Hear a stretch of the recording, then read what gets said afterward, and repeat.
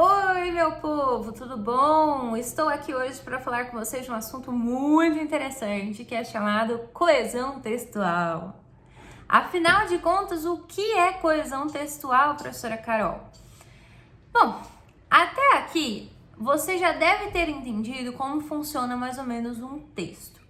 O texto, então, ele é formado por parágrafos, que é formado por períodos, que são formados por orações. O que são períodos? Início de um enunciado até o sinal de pontuação que seja um sinal significativo. Então, vírgulas não entram nisso, nem ponto e vírgula são sinais significativos, como ponto final, ponto de exclamação, etc. Bom, se eu sei que os períodos eles existem e que dentro de um texto eu tenho vários períodos, significa que existe algo por trás destes períodos que os conecta. O que costuma conectar um período, professora Carol? Simples. Os períodos, eles ficam juntos, né? Então, eles se conectam através de elementos coesivos. O que são esses elementos coesivos? São palavras, são conjunções, são retomadas que já foram feitas e eles existem justamente para criar esta teia por trás dos períodos, juntando todos, como se fosse uma cola que junta para que eles se tornem parágrafos e então se tornem textos. Professora, então quer dizer que a coesão textual nada mais é do que saber usar essas palavras, esses termos coesivos aí que vão juntar todo o texto, vão juntar todos os parágrafos transformando um texto? Isso mesmo. Coesão textual é isso.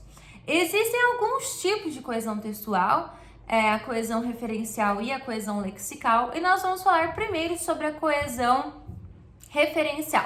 O que é coesão referencial? A coesão referencial tem esse nome porque são palavrinhas que elas dependem de um contexto, elas dependem de uma referência para serem entendidas. Exemplo, o pronome pessoal, ele, vai precisar aí de um termo anterior para que você entenda exatamente de quem está sendo falado. Porque o ele pode significar qualquer pessoa do sexo masculino, porque eu estou falando da terceira pessoa do singular, então pode ser qualquer pessoa do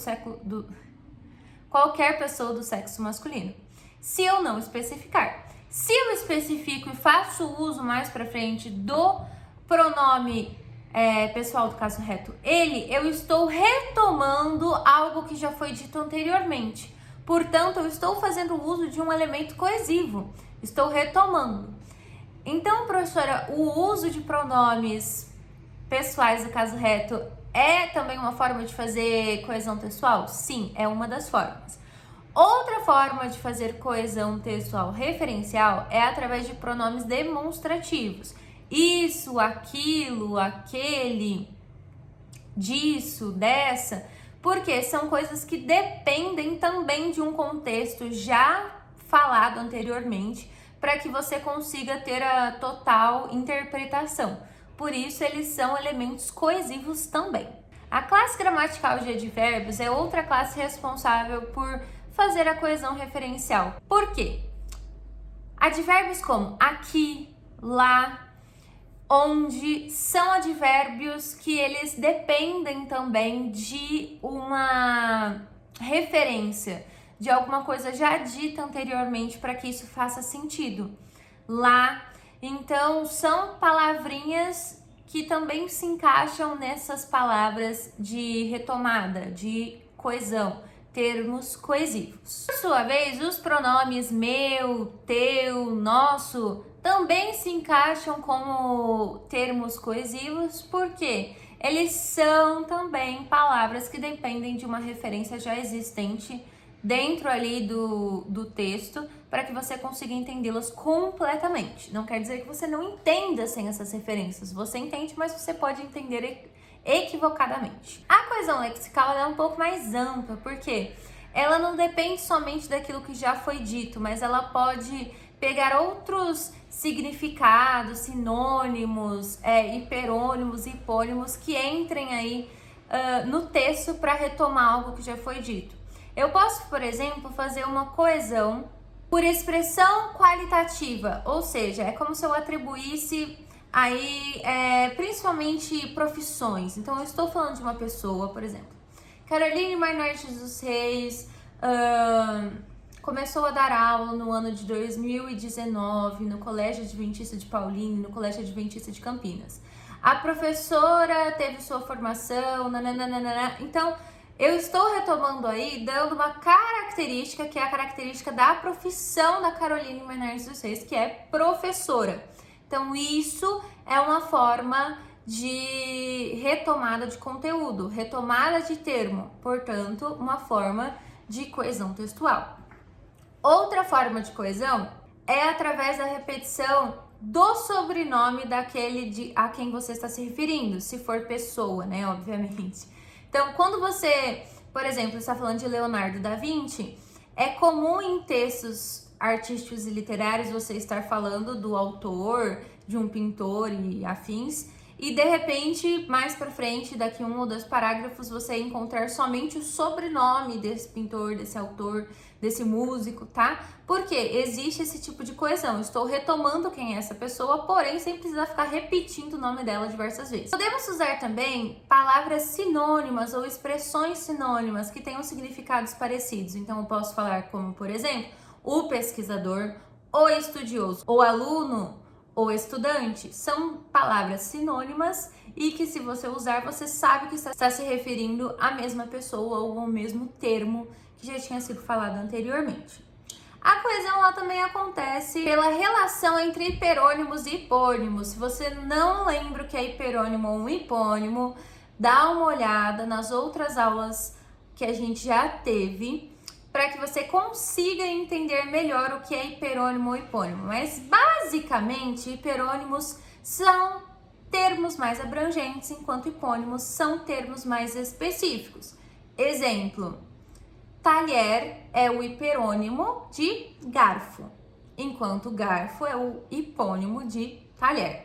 Essa é uma forma de estabelecer coesão textual, porque eu posso estar retomando algum termo usando o seu hiperônimo ou seu hipônimo, eu vou saber que está se referindo àquilo. A coesão por elipse é quando nós emitimos, às vezes, o sujeito, às vezes a pesquisa, às vezes o termo ao que a gente está se referindo, para que não fique tão repetitivo.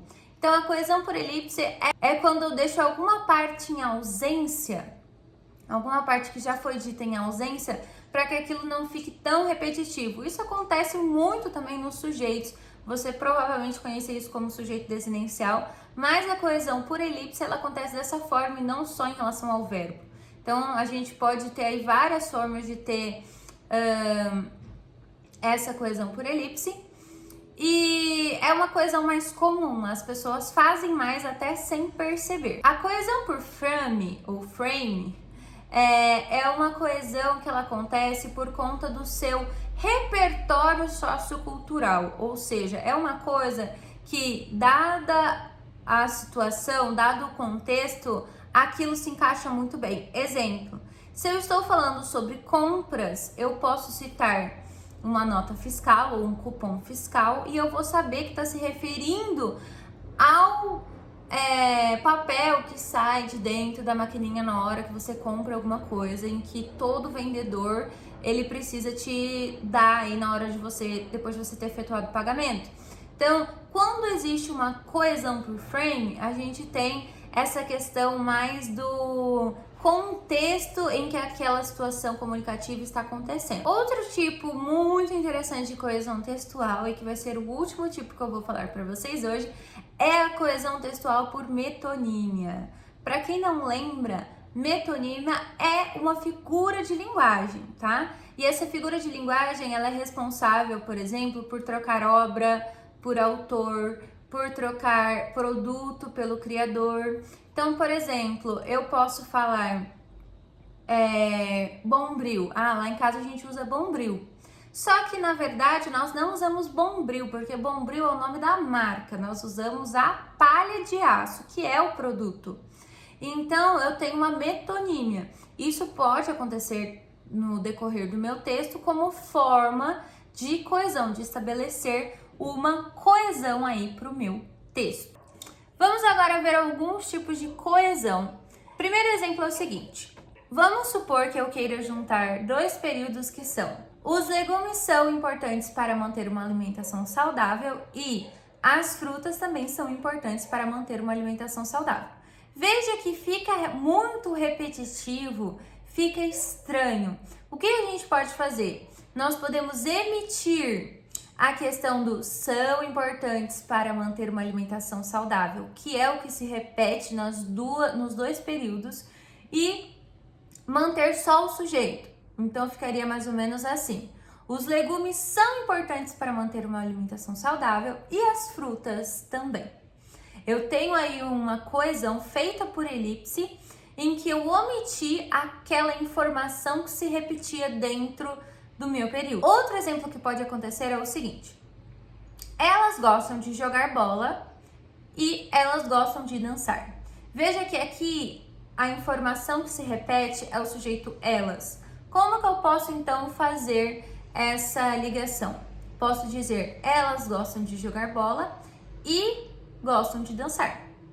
Então eu tenho a junção pelo conector, que no caso aí é a conjunção e também pela palavra também, que é um advérbio que dá essa ideia de adição, de uma outra ideia que remete a que já foi falada anteriormente. Então veja que nesses dois exemplos eu fiz também elisão, né?